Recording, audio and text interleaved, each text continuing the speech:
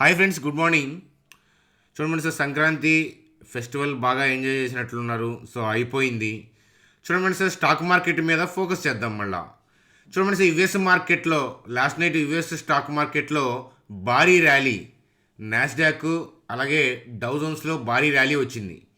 అలాగే gift Nifty చూస్తే కనుక, సో నేను వీడియో చేసే సమయానికి అంటే 7:30 AM అవుతుంది. So gift Nifty around 23,400 around trade అవుతూ ఉంది. మరి ఇలాంటి పరిస్థితుల్లో ఈరోజు ఇంట్రాడే చేసేవాళ్ళు చాలా జాగ్రత్తగా ఉండాలి. సో యుఎస్ మార్కెట్లు రివర్స్ ఏదన్నా అయినాయి అంటారా? సో ఏంటి పరిస్థితి, ఆ విషయాల గురించి చూద్దాం. అలాగే రిలయన్స్ యొక్క చార్ట్ ఏంటి, so study levels, investment study levels ఏంటి, టీసీఎస్కి సంబంధించిన లెవెల్స్ ఏం చెప్తున్నాయి, ఆ విషయాల గురించి చూద్దాం. జయకుమార్కి సంబంధించిన న్యూస్ అప్డేట్, ఎల్డిడిఎస్కి సంబంధించిన Q3 అప్డేట్స్ వచ్చాయి. అలాగే ఐడిఎఫ్సి ఫస్ట్ బ్యాంకు సంబంధించిన కీ లెవెల్స్ ఇత్యాది విషయాలు చూస్తూ నిఫ్టీ బ్యాంక్ నిఫ్టీ యొక్క కథాగమనం ద్వారా వీడియోని సింపుల్గానే ఎండ్ చేసే ప్రయత్నం చేద్దాం.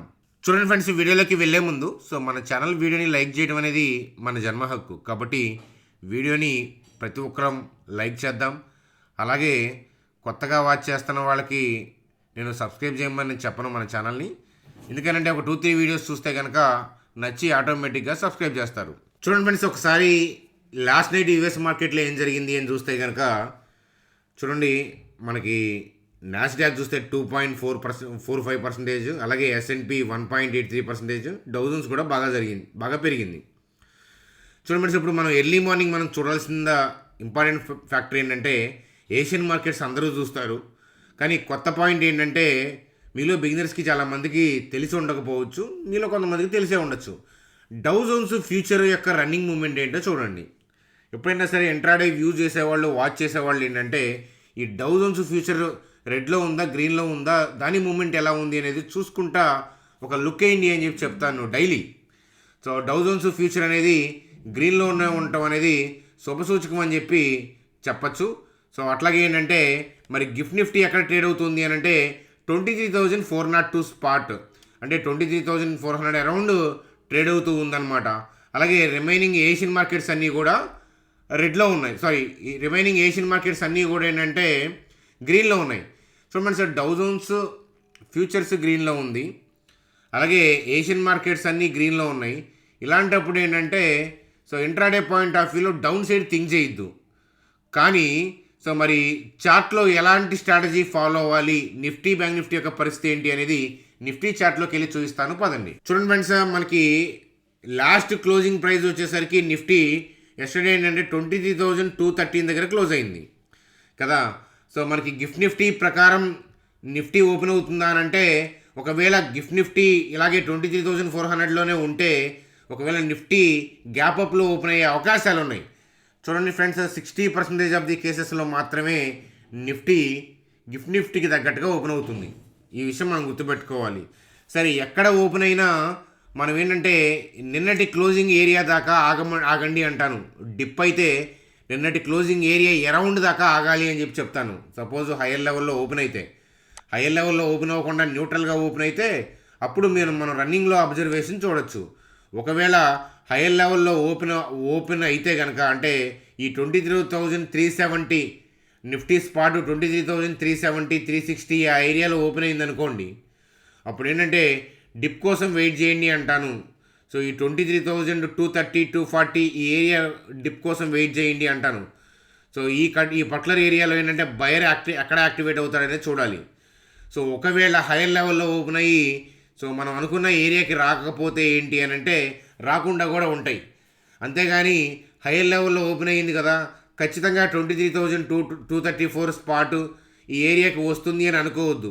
రావచ్చు, రాకపోవచ్చు. మనకు హైయర్ లెవెల్లో ఓపెన్ అయ్యి డిప్ అయితే ప్రీవియస్ క్లోజింగ్ ఏరియా కానీ, ఆ అబవ్ ఏరియా దగ్గర కానీ, ఆ బిలో ఏరియా దగ్గర కానీ, ఓవరాల్గా నేను మార్క్ చేస్తున్న ఏరియా ఉంది కదా 23,235, అక్కడ నుంచి 23,146 ఈ ఏరియాలో పడితేనే మార్కెట్ ఎక్కడి నుంచి రివర్స్ అవుతుందా లేదా అనేది రన్నింగ్లో చూడాలి.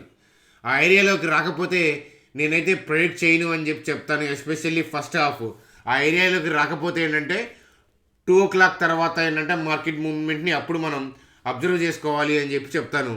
సో చాలా జాగ్రత్త ఫ్రెండ్స్. ఏషియన్ మార్కెట్స్ గ్రీన్లో ఉంది, డౌ జోన్స్ గ్రీన్లో ఉంది. కాబట్టి మన హైయర్ లెవెల్లో ఓపెన్ అయ్యి డిప్ అయితే సో జాగ్రత్తగా మనం లోయర్ లెవెల్లో చూసి ఇక్కడ బయర్ యాక్టివేట్ అవుతున్నాడా లేదా అనేది చూడాలి. నేనేమి బ్లైండ్గా బై అండ్ డిప్స్ అని చెప్పి చెప్పట్లా. ఎందుకనంటే బ్రాడర్ పిక్చర్ మనది ఇంకా డౌన్లోనే ఉంది. కాబట్టి ఏంటంటే మనం జాగ్రత్తగా అబ్జర్వ్ చేయాలి. ఏదైనా కానీ మార్కెట్ ఓపెన్ అయిన తర్వాత కాసేపు మూమెంట్ చూసి నేను వీడియో బైట్ ద్వారా ఏంటంటే మార్కెట్ యొక్క వ్యూని ఎడ్యుకేషనల్గా షేర్ చేయడం అనేది జరుగుతుంది అని చెప్పి చెప్తాను. సో మీలో ఇప్పటివరకు అంటే మన ఛానల్ సబ్స్క్రైబర్స్ మాత్రమే అయ్యి ఉండి టెలిగ్రామ్ మెంబర్స్ కనుక అవ్వకపోతే కనుక మీరు చూస్తున్న వీడియో కింద డిస్క్రిప్షన్లో టెలిగ్రామ్ లింక్ ప్రొవైడ్ చేయడం అనేది జరిగింది. మీరు ఈ లింక్ క్లిక్ చేసి ఆ టెలిగ్రామ్ గ్రూప్లో జాయిన్ అవ్వడం ద్వారా రన్నింగ్ మార్కెట్లో ఏదైనా ఎడ్యుకేషనల్గా వ్యూ అండ్ అబ్జర్వేషన్గా మనం నేర్చుకోవాలి ఉంటే అట్లాంటివి అక్కడ పోస్ట్ చేయడం అనేది జరుగుతుంది. ఈ లింక్ ద్వారా గ్రూప్లో జాయిన్ అవ్వగలరు. చూడండి ఫ్రెండ్స్, ఇప్పటిదాకా మనం చెప్పిన వీడియో అంతా నచ్చితే కనుక వీడియోని లైక్ చేయడం మర్చిపోవద్దు.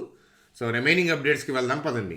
చూడండి ఫ్రెండ్స్, జయకుమార్ ఇన్ఫ్రా మీ అందరికీ తెలిసిందే. మన పోర్ట్ఫోలియోలో కోసం మనం స్టడీ చేసిన స్టాక్ గతంలో.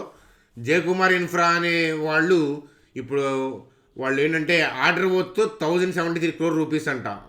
సో అది గెలిచారు. సూపర్ కదా, మంచి పాజిటివ్ న్యూస్గా అది మనం చెప్పుకోవచ్చు.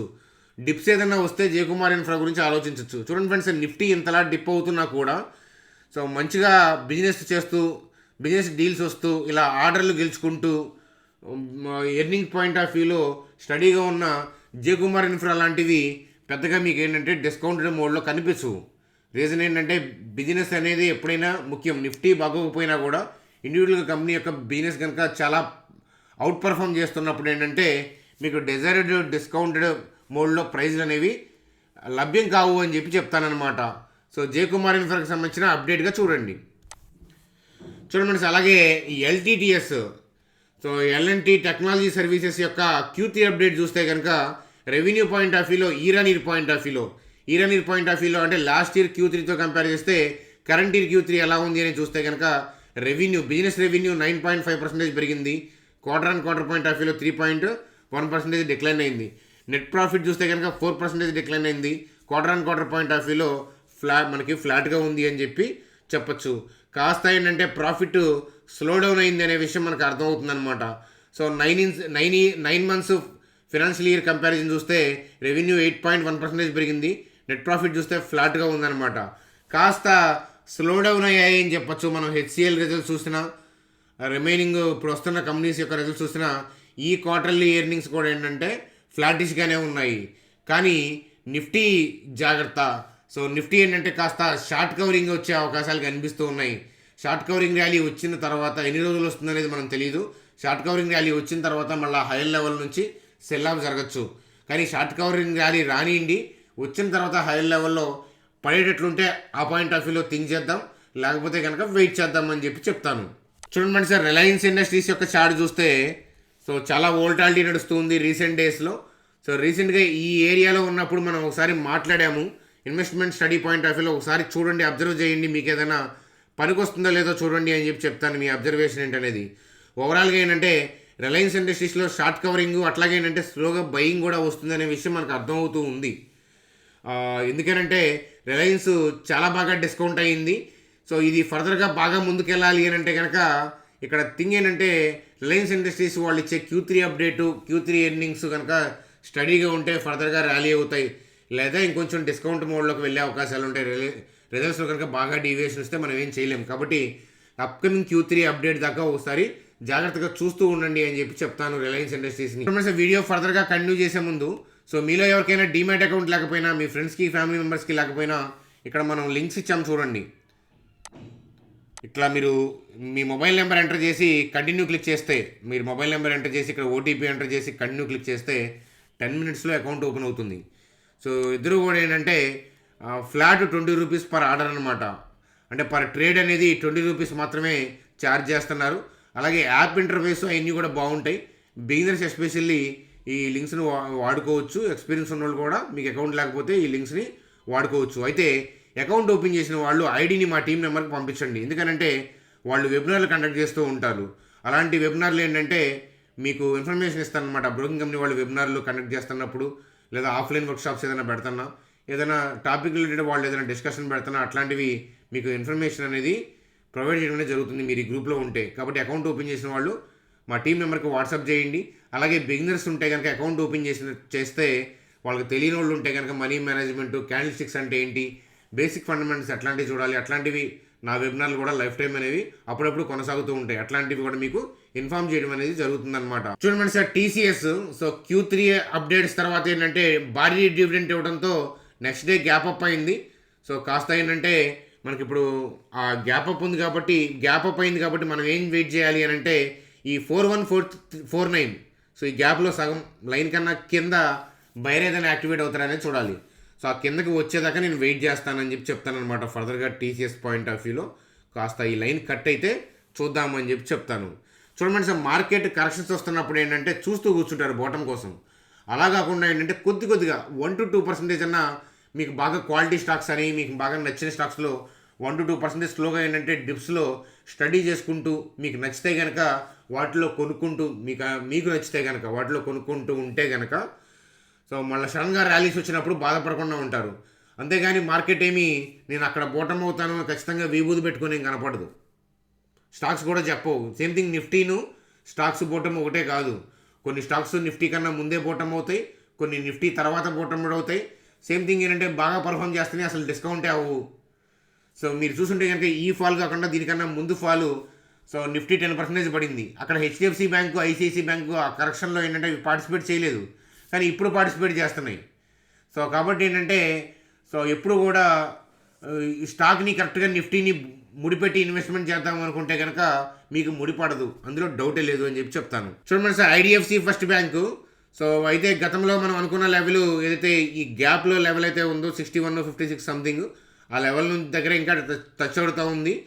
సో అయితే ఏంటంటే 51, 40 దగ్గర కూడా లెవెల్ ఉంది.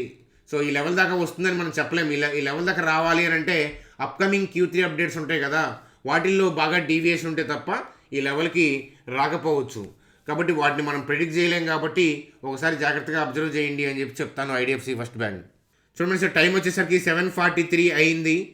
సో మరి ఇప్పుడు గిఫ్ట్ నిఫ్టీ ఎక్కడ ఉంది అనేది ఒకసారి చూద్దాం. సో గిఫ్ట్ నిఫ్టీ ఎక్కడ ఉంది అని చూస్తే కనుక 23,396 అంటే 400 అరౌండే నడుస్తూ ఉంది. హోప్ఫుల్లీ గ్యాప్ అప్ అవ్వచ్చు, కానీ గ్యాప్ అప్ అయితే కనుక ఇనీషియల్ మూమెంట్స్లో వచ్చే డిప్ కోసం వెయిట్ చేయండి. డిప్ కోసం వెయిట్ చేయండి అంటే నేను షార్ట్ కొడతాను డిప్ వస్తుంది కదా అని అనద్దు. డిప్ వస్తే మనం ఏంటంటే ఏం చేయాలి, కాస్త అబ్జర్వేషన్ చూడాలి. ఎప్పుడైనా కానీ ఇంట్రాడే పాయింట్ ఆఫ్ వ్యూలో అబ్జర్వ్ చేసేవాళ్ళు ఒక హాఫ్ అన్ అవర్ 45 మినిట్స్ మార్కెట్ని అబ్జర్వ్ చేయాలి, లేకపోతే బళ్ళు ఓళ్ళు అవుతాయి అనమాట. సో ఇంకేదైనా ఇంపార్టెంట్ అప్డేట్స్ ఉంటే ఈవినింగ్ వీడియోస్లో మాట్లాడుకుందాం. మార్కెట్కి వాచ్కి ముందు కాబట్టి మనం వీడియోని తొందరగా క్లోజ్ చేస్తున్నాను. మీకు ఏదైనా అభిప్రాయాలు ఉంటే వీడియో కామెంట్ సెక్షన్లో కామెంట్ చేయండి. అలాగే మీకు ఏదైనా క్వెరీస్ ఉన్నా కామెంట్ సెక్షన్లో కామెంట్ చేస్తే రిప్లై ఇచ్చే ప్రయత్నం, బాగా ఇంపార్టెంట్ అనుకుంటే కనుక వాటిని అప్కమింగ్ వీడియోస్లో వాటి గురించి డిస్కషన్ చేసే ప్రయత్నం అనేది చేద్దాం. అందాక సెలవు మరి. Bye friends, good day.